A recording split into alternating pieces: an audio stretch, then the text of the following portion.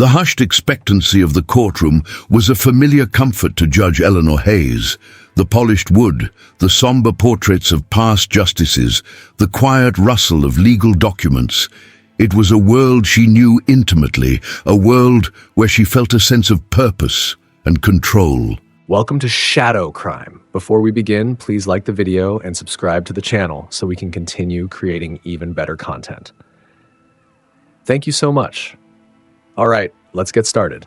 She'd presided over countless cases, from petty theft to complex corporate litigation, always striving to maintain a demeanor of impartiality, of detached objectivity.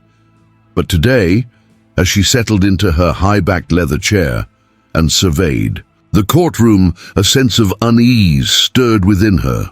The docket was relatively light, a few traffic violations, a couple of misdemeanor drug possession cases. Nothing out of the ordinary. She called the first case, her voice echoing through the silent room. The State versus James Anderson. Charges: possession of a controlled substance with intent to distribute. Two figures approached the defendant's table. A public defender, looking weary and overworked, and the defendant, a young black man, his head bowed, his shoulders slumped with a mixture of resignation and defiance. Judge Hayes glanced at the defendant's name on the file in front of her. James Anderson. The name didn't immediately register. It was a common name, and she'd seen hundreds, perhaps thousands of defendants over her years on the bench. But then, the young man lifted his head, and Judge Hayes felt a jolt, a sudden, visceral shock that sent a wave of dizziness through her. It was him. It was James Anderson. James. Her mind reeled, struggling to reconcile the image before her, the sullen, defeated young man in the orange jumpsuit, with the memories that flooded her consciousness. Memories of a bright, laughing boy with boundless energy and an infectious grin. Memories of shared summers spent exploring the woods behind their houses, building forts, playing hide-and-seek, dreaming of the future. Memories of a friendship that had once seemed unbreakable. They had been inseparable, she and James, growing up in a small rural town where the lines of race and class were often starkly drawn. She, the daughter of a prominent white lawyer. He, the son of a single black mother who worked tirelessly to make ends meet. Their friendship had been a refuge, a sanctuary from the prejudices and expectations of the adult world. But then, life had intervened. Her family had moved away. She'd gone to college, then law school, her path leading her further and further away from the small town and the boy she had once known so well.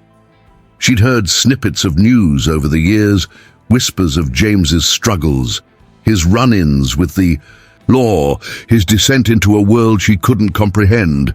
And now here he was, standing before her, not as a friend, not as a memory, but as a defendant in her courtroom. A defendant accused of a serious crime, a defendant whose fate rested in part in her hands.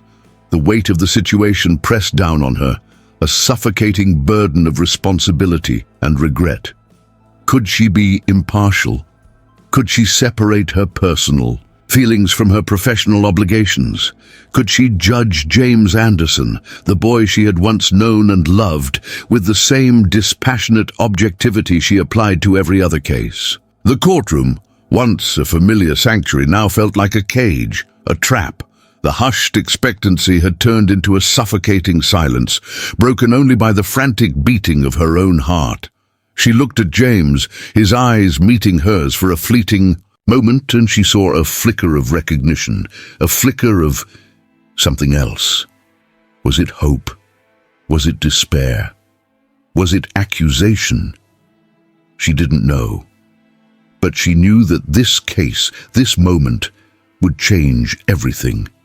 It would test her principles, her integrity, her very understanding of justice, and she had no idea how she would navigate the treacherous path that lay ahead. The courtroom faded away, replaced by a kaleidoscope of memories, vivid and poignant, pulling Judge Eleanor Hayes back to a past she had long tried to compartmentalize, to bury beneath the weight of her present life. She saw herself as a young girl, carefree and innocent, running through fields of wildflowers with James, his laughter echoing in the warm summer air.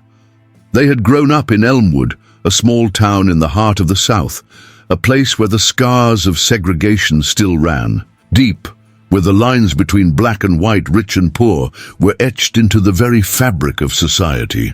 Eleanor's family, the Hayeses, were pillars of the community, their names synonymous with wealth, privilege, and old Southern money. Her father, a prominent lawyer and later a state senator, was a man of stern principles and deeply ingrained prejudices, a man who believed in the natural order of things. James's life was a stark contrast. He lived with his mother, Sarah, in a small, run-down house on the other side of town, a neighborhood where poverty and despair were as commonplace as the overgrown weeds that choked the cracked sidewalks. Sarah worked tirelessly as a housekeeper for several of Elmwood's wealthier families, including, ironically, the Hayeses. Despite the vast differences in their backgrounds, Eleanor and James had forged a bond, a connection that transcended the rigid social barriers that separated them. They met at school, drawn together by a shared love of books, a mischievous sense of humor, and a boundless curiosity about the world around them. They spent countless hours exploring the woods behind their houses, building forts, sharing secrets, and dreaming of a future where the color of their skin wouldn't matter. But their innocent world, their childhood sanctuary, was shattered. One sweltering summer afternoon, Eleanor's father had come home early from work. Unexpectedly, he found Eleanor and James sitting on the porch swing, sharing a popsicle and laughing over some shared joke. The scene that followed was etched in Eleanor's memory with painful clarity. Her father's face contorted in a mask of fury and disgust, his voice booming with a righteous anger that she had never heard before, the words, sharp and cruel, that cut through the summer air like a knife. "What do you think you're doing?" he had roared, his eyes fixed on James with undisguised contempt. "Get away from her, boy. You have no business being here." James, his face paling, had scrambled to his feet, his eyes wide with fear and confusion. He'd mumbled an apology, his head bowed and fled, disappearing down the dusty road that led back to his side of town. Eleanor had tried to protest, to explain, to defend her friend, but her father had silenced her with a single, withering glare. "You will never see that boy again," he had declared, his voice cold and unforgiving. "Do you understand me?" She had understood. She understood that the world was not as simple, as fair, as she had believed. She understood that the color of James's skin, the circumstances of his birth, had placed him on the wrong side of an invisible line, a line that her father and much of society was determined to enforce.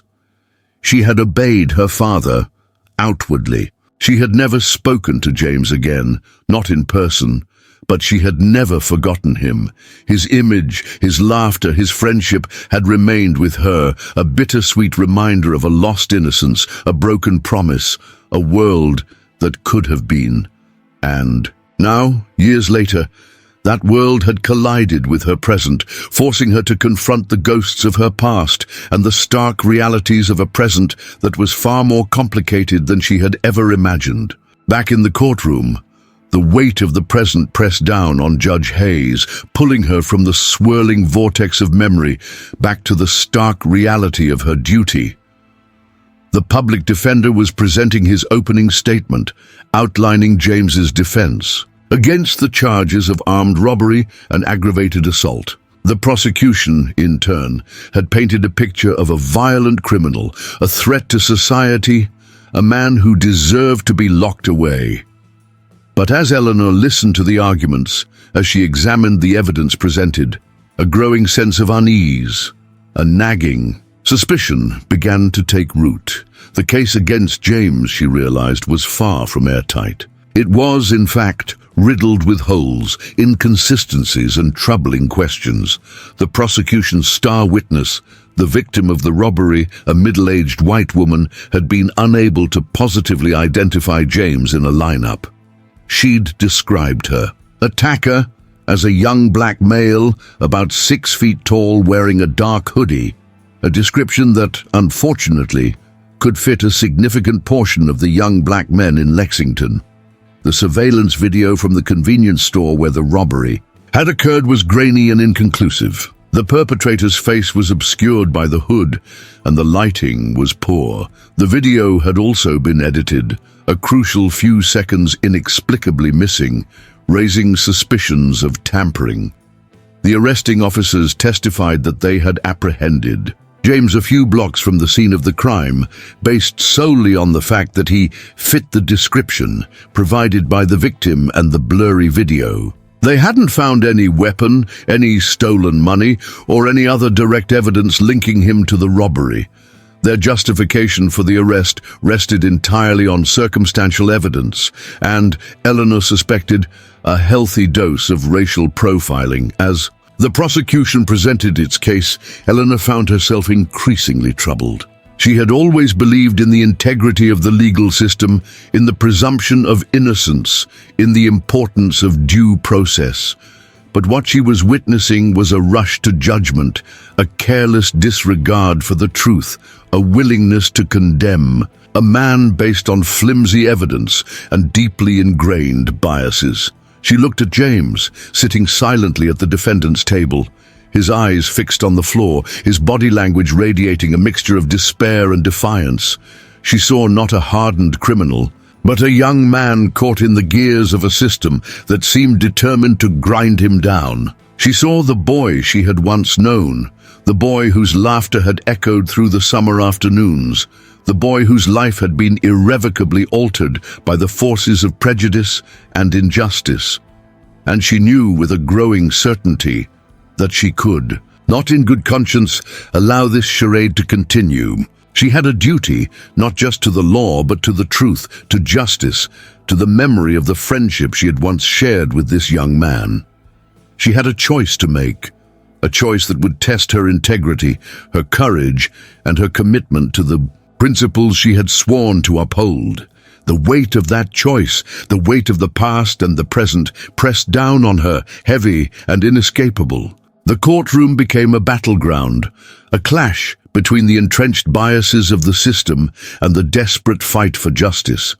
Lisa Porter, James's public defender, a woman with a fiery spirit and a sharp legal mind, launched a vigorous defense, challenging every aspect of the prosecution's case. She cross-examined the victim, highlighting the inconsistencies in her initial description and her inability to positively identify James in the lineup. She questioned the arresting officers, exposing their reliance on flimsy, circumstantial evidence and their failure to pursue other leads. She challenged the admissibility of the surveillance video, pointing out the suspicious edits and the lack of clear identification. This case, Porter declared in her closing argument, is a textbook example of racial profiling and a rush to judgment. The police saw a young black man, fitting a vague description, and they immediately assumed his guilt. They didn't bother to investigate properly. They didn't bother to look for alternative suspects. They simply arrested the first black man they could find who fit the description. This is not justice. This is a travesty. Porter's words hung in the air, a powerful indictment of the systemic biases that plagued the legal system. But for Judge Eleanor Hayes, the struggle was not just external, it was internal. She sat on the bench, her face impassive, her demeanor professional, but her mind was a maelstrom of conflicting emotions and ethical dilemmas. She knew deep down that James was likely innocent. She knew that the evidence against him was weak, that the police investigation had been sloppy, and that the prosecution's case was built on a foundation of prejudice and assumptions. But she was also a judge, sworn to uphold the law, to apply it impartially, to respect the process. Could she in good conscience acquit James based solely on her personal feelings, on her memories of a childhood friendship? Could she disregard the evidence, however flimsy, and the testimony, however biased, simply because she believed in his innocence? But the alternative was even more unbearable. Could she condemn a man she believed to be innocent? Could she perpetuate the cycle of injustice that had plagued her community for far too long? Could she live with the knowledge that she had allowed her personal history, her past friendship with James, to influence her judgment either for or against him? The weight of her responsibility pressed down on her, a crushing burden. She was caught between her duty to the law and her conscience, between her professional obligations and her personal beliefs. She was trapped in a moral and ethical minefield, where every step, every decision carried profound consequences. As she listened to the closing arguments, as she prepared to deliver her verdict, she knew that this case would be a defining moment in her career, a test of her integrity, a judgment not just on James Anderson, but on herself. The scales of justice hung precariously balanced, and she, Eleanor Hayes, was the one who had to decide which way they would tip. After the closing arguments, a heavy silence settled over the courtroom. All eyes were on Judge Hayes, awaiting her verdict. But before she could speak, James Anderson, against the advice of his lawyer, stood up. "Your Honor," he said, his voice trembling slightly but filled with a raw, desperate sincerity, I need to say something." Judge Hayes hesitated, her mind racing. This was highly unusual, potentially disruptive, but something in James's eyes, a plea for understanding, a desperate need to be heard, compelled her to grant his request. "You may." "Proceed, Mr. Anderson," she said, her voice softening slightly.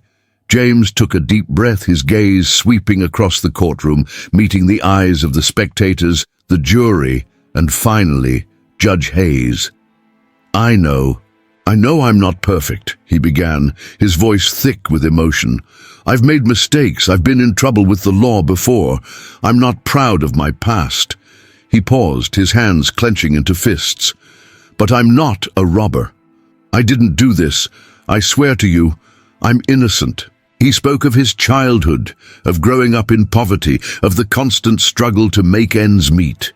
He spoke of the temptations he had faced, the wrong choices he had made, the consequences he had suffered. He spoke of his determination to turn his life around, to get an education, to find a decent job, to be a good father to his young daughter. I know how I look," he continued, his voice cracking with emotion. "I know what people see when they look at me. They see a young black man with a criminal record, and they automatically assume the worst. They see a stereotype, they see a threat. They don't see me." He spoke of the constant fear, the constant anxiety, of living in a world where he was always judged, always suspected, always presumed guilty. He spoke of the humiliation of being stopped and frisked for no reason, of being followed around in stores, of being treated like a criminal simply because of the color of his skin. "All I want," he said, his voice breaking, "is a fair chance. A chance to prove myself, a chance to be judged not by the color of my skin, but by the content of my character, a chance to be seen as a human being, not just a suspect." His words hung in the air, heavy with the weight of generations of injustice, of prejudice, of systemic racism. He wasn't just speaking for himself, he was speaking for all those who had been judged, condemned, and marginalized simply because of who they were. He looked at Judge Hayes, his eyes pleading for understanding, for compassion, for justice. "Your Honor," he said, his voice barely a whisper, "I'm begging you, please, see me, see the truth." The silence in the courtroom was deafening. All eyes were on Judge Hayes, awaiting her response, her verdict, her judgment. But in that moment, it was clear that the judgment was not just on James Anderson. It was on the system, on society, on everyone who had ever allowed prejudice to blind them to the truth. The weight of history, The burden of responsibility, the hope for a better future, all rested on the shoulders of one woman, a woman who had to choose between the easy path of conformity and the difficult path of justice. The verdict came swiftly. After a brief recess, Judge Hayes returned to the courtroom, her face somber, her voice resolute. "In the case of the State versus James Anderson," she announced, "I find the defendant not guilty." A collective gasp swept through the courtroom, followed by a wave of murmurs and whispers. James, his body rigid with tension, slowly sagged with relief, his eyes closing for a moment as if in prayer. Lisa Porter, his lawyer, placed a comforting hand on his shoulder, a small smile of triumph playing on her lips. But for James, the victory felt hollow. The not guilty verdict, while a relief, couldn't erase the trauma of the arrest, the humiliation of the trial, the lingering fear that this could happen again, to him or to someone else. He wasn't in the mood to celebrate. Later that day, after the reporters had dispersed and the courtroom had emptied, James found himself standing outside the courthouse, alone. He saw Judge Hayes approaching, her steps hesitant, her expression a mixture of relief and regret. "James," she said, her voice soft, almost apologetic. He turned to her, his eyes filled with a complex mixture of emotions, gratitude, anger, resentment, and a lingering sadness. "Why didn't you say anything?" he asked, his voice raw with emotion. "You knew who I was. You knew I was innocent. Why did you let it go on for so long?" Eleanor sighed, her shoulders slumping. I don't know," she admitted, her voice barely a whisper. "I was afraid of breaking protocol, of appearing biased, of jeopardizing my career." She looked at him, her eyes filled with a deep, profound regret. "I was wrong, James. I should have spoken up sooner. I should have done more." "You should have," James agreed, his voice still laced with anger. "But you didn't, and that's what hurts the most. You, of all people, you knew me. You knew my mother. You knew I wasn't a criminal." Eleanor nodded, tears welling up in her eyes. "I know," she said, "and I'm so sorry. I'm so sorry for what you went through. I'm sorry for what this system did to you. I'm sorry for everything." "It's not just me," James said, his voice softening slightly. It's everyone. Everyone who looks like me. Everyone who gets judged, condemned, before they even have a chance to speak." Eleanor nodded again, her gaze fixed on the ground. "I know," she said, "and I can't promise that it won't happen again. But I can promise you this. I will do everything in my power to change things. I will use my position, my influence to fight for justice, to challenge the biases in the system, to make sure that what happened to you never happens to anyone else." She looked up at him, her eyes filled with a newfound determination. "I may have failed you in the past, James," she said, "but I won't fail you again. I won't fail us again." The words hung in the air, a promise, a commitment, a glimmer of hope in the midst of a deeply flawed system. James looked at her, his anger slowly giving way to a grudging respect. He didn't know if he could ever fully forgive her, but he saw, in her eyes, a genuine desire for change, a sincere commitment to justice, and in that moment, he knew that their shared past, their broken friendship might, just might, become the foundation for a better future. The legal battle was won, but the war for true justice was far from over, and they both, in their own ways, were ready to fight. The poignant reunion of Eleanor Hayes and James Anderson, not in the carefree fields of their childhood, but within the stark confines of a courtroom, serves as a powerful allegory for the enduring complexities of race, justice, and personal responsibility in America. Their story transcends the specific details of a wrongful arrest and becomes a microcosm of the societal struggles we continue to grapple with, offering profound lessons for those of us who have witnessed both progress and persistent inequalities. Across the decades, one of the most resonant themes is the critical examination of our own biases and the courage to confront them. Eleanor's initial failure to act, her paralysis born of fear and ingrained societal pressures, underscores how easily even well-intentioned individuals can become complicit in perpetuating injustice. As we age, we accumulate a lifetime of experiences and perspectives. It's crucial to acknowledge that our understanding of the world is constantly evolving and that we must remain open to re-evaluating our beliefs and challenging our own prejudices. Self-reflection is not a sign of weakness, it's a sign of growth, a testament to our ongoing commitment to fairness and empathy. The story also highlights the enduring impact of the past and the importance of acknowledging historical wrongs. The childhood friendship between Eleanor and James, severed by the racial prejudices of their time, casts a long shadow over their adult lives.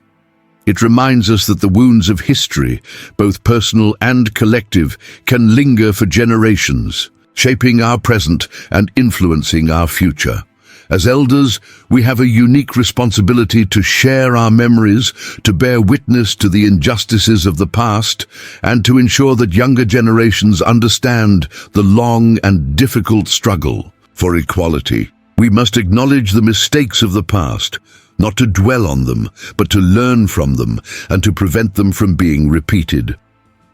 Furthermore, the narrative underscores the fragility of justice and the need for constant vigilance in safeguarding its principles. The legal system, designed to be a bastion of fairness and impartiality, failed James Anderson. This serves as a potent reminder that institutions are only as just as the people who inhabit them, and that even the most carefully crafted laws can be undermined by prejudice, indifference, or abuse of power. As we age, we may become more aware of the imperfections of the world, of the ways in which systems can fail.